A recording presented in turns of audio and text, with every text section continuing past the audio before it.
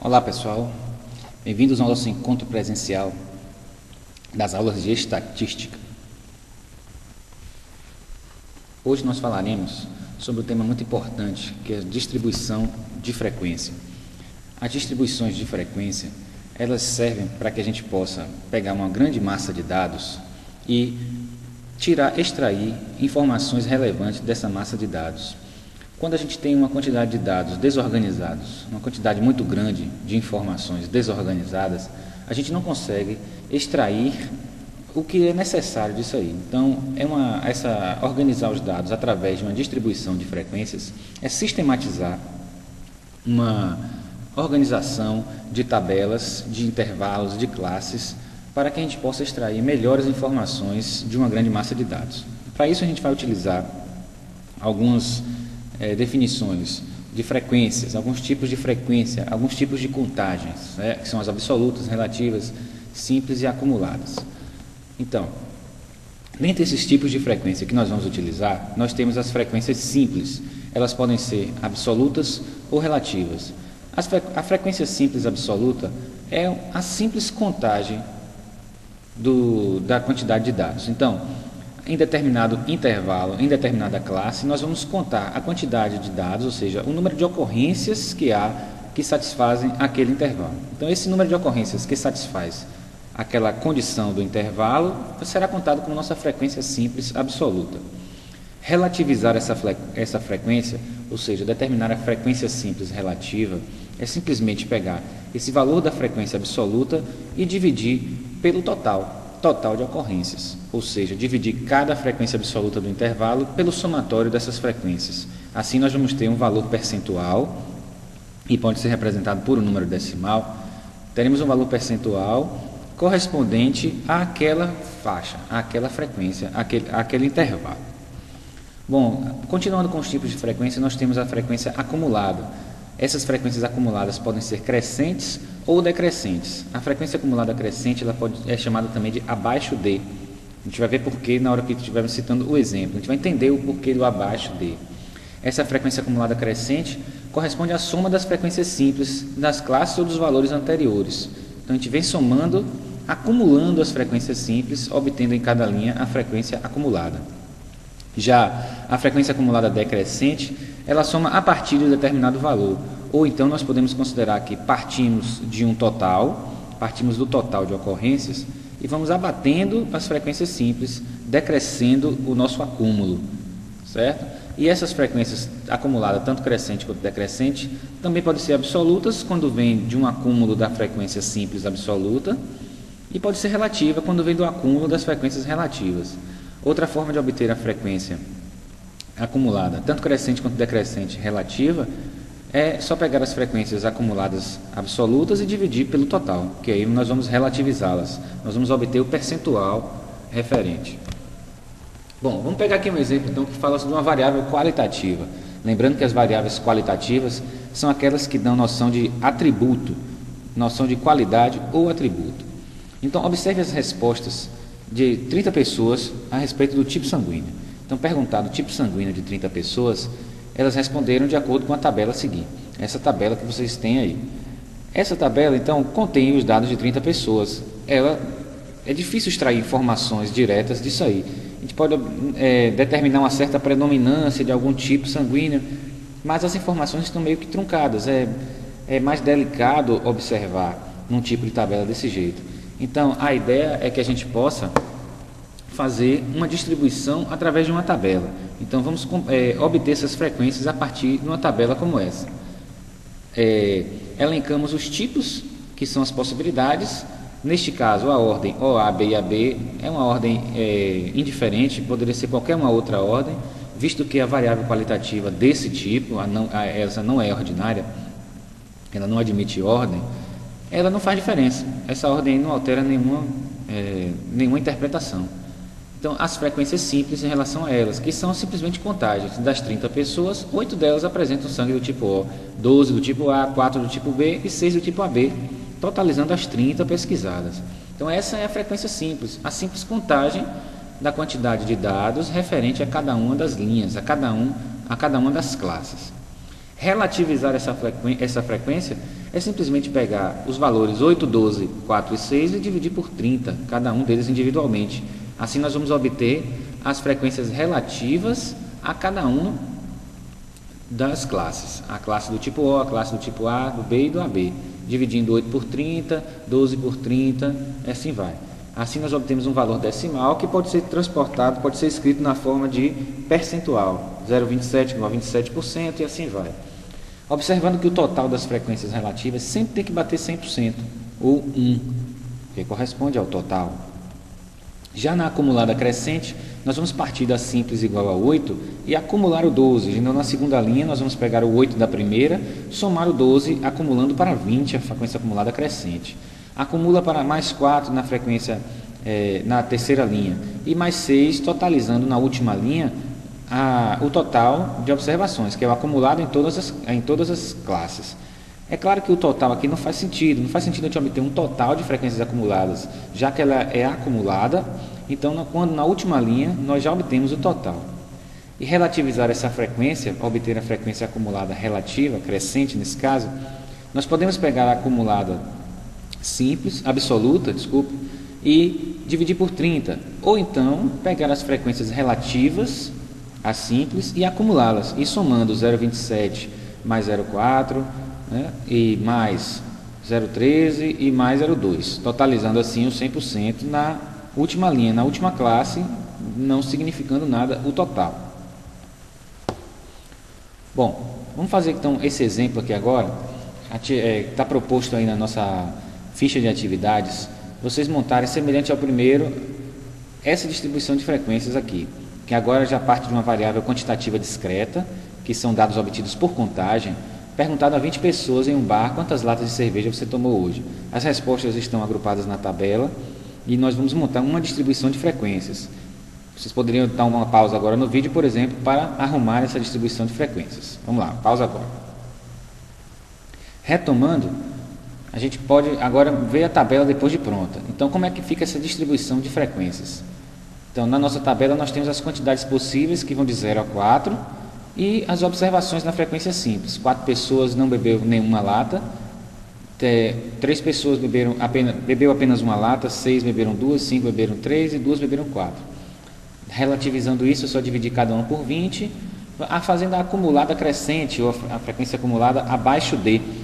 Então, na primeira linha, repetimos o 4 da primeira frequência simples, acumulamos com o 3, obtendo 7, acumulamos com o 6, obtendo 13, assim até chegar na última linha, com o total 20.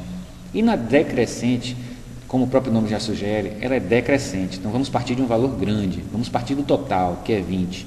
Agora nós vamos desacumular, ou seja, vamos decrescer, vamos retirar o 4 da primeira linha, então tornando 16 essa acumulada decrescente. Retirando o 3, vamos para 13, retirando o 6, vamos para 7, retirando o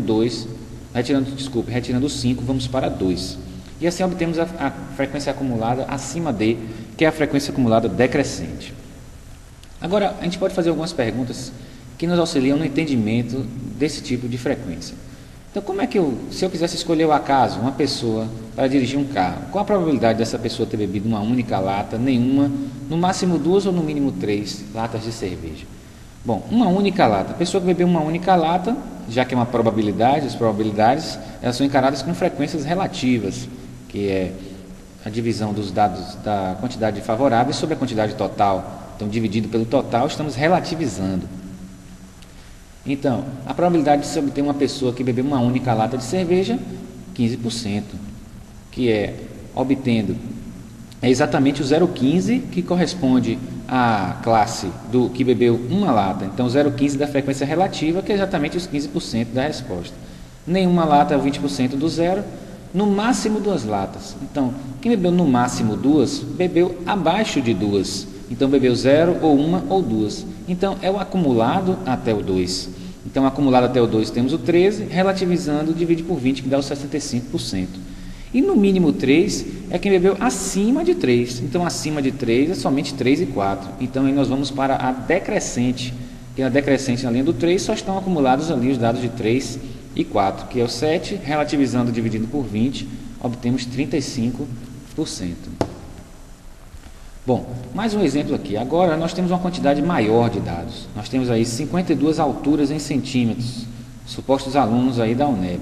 Então, para construir uma tabela de distribuição de frequências com tantos dados, como é que a gente faz? Será que a gente vai precisar colocar em cada linha um valor de altura?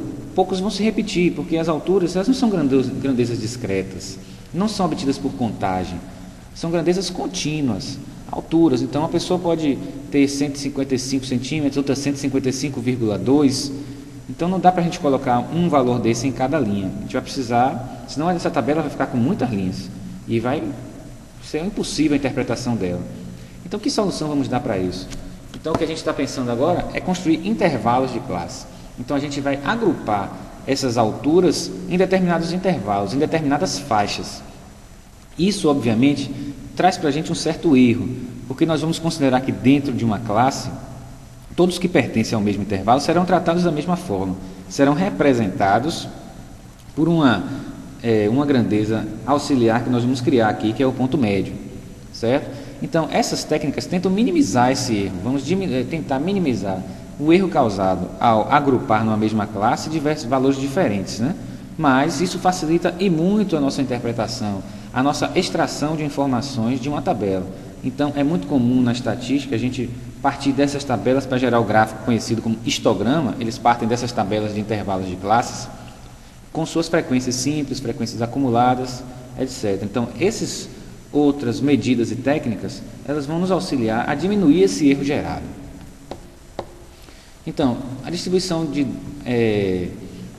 frequências para dados agrupados em classes, em intervalos, traz algumas medidas auxiliares para que a gente possa ajudar.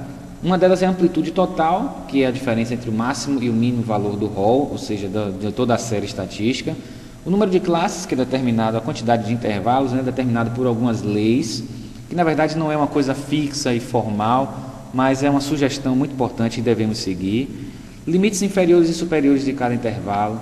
A amplitude do intervalo, que é obtida dividindo a amplitude total pela quantidade de intervalos. E é importante que ela seja aproximada para o inteiro imediatamente superior, visto que isso nos garante contemplar todos os dados dentro dos intervalos, nenhum dado vai ficar de fora dos intervalos. E o ponto médio, como eu já citei, é o representante de cada classe, é obtido pela média aritmética dos limites inferior e superior de cada intervalo. Bom, a quantidade de classes é determinada por algumas regras conhecidas, né? Ela não é uma coisa fixa. A gente pode estabelecer quantos intervalos quiser, mas é uma sugestão baseada na diminuição desses erros causados, como é que eu posso dizer? Na otimização dos resultados obtidos. Então, a regra mais utilizada é a regra de Sturges, que, como vocês estão vendo aí, o K, que é a quantidade de intervalos, é calculado com 1 mais 3,22 vezes o log de n.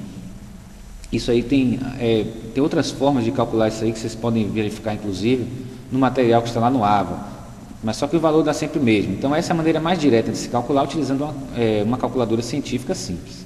A gente calcula a quantidade de classes sugerida por Sturges. E a regra do quadrado, que não é tão utilizada assim, que utiliza a raiz de n. Esse n, citado tanto na regra de Sturges como aqui, na regra do quadrado, ele diz respeito à quantidade de dados. No caso das alturas ali são 52, no caso dos tipos sanguíneos foram 30, no caso das pessoas que beberam entrevistadas no bar foram 20. É o n, a quantidade. Então, existem também algumas regras que nós precisamos nos orientar para determinar os intervalos de classe. É importante que elas sejam lidas e seguidas à risca, né? A gente não deve, por exemplo, deixar nenhum dado de fora da nossa distribuição, assim como não devemos deixar nenhuma classe sem nenhum dado. Se existe uma classe, é preciso que haja dados enquadrados ali. E cada um dos dados deve se enquadrar apenas uma das classes. Então, a gente tem que estipular direitinho os limites inferiores e superiores para que um valor não se enquadre em mais de um intervalo. Então, para isso, o que a gente faz? A gente pega o limite superior da classe anterior, ele vai ser o inferior da classe subsequente. E a gente também, para poder evitar redundâncias, nós deixamos o intervalo fechado no limite inferior, ou seja, ele é incluído e excluído o limite superior dessa classe. Então, a gente representa isso por uma barrinha vertical do lado esquerdo, né, e sem essa barrinha do lado direito. Vocês podem encontrar intervalos de classe representados por intervalos abertos dos dois lados, intervalos fechados dos dois lados, mas o mais comum e o mais adequado é o fechado do lado do inferior e aberto do lado do superior. De uma maneira geral, a quantidade de intervalos não deve ser menor do que 5 nem superior a 25. Menor do que 5 talvez não seja nem necessário dividir intervalos de classe, talvez valha a pena você pegar todos os dados e separar individualmente. E maior do que 25 também fica a tabela muito extensa e a compreensão também fica dificultada. E a amplitude dos intervalos deve ser constante sempre que possível.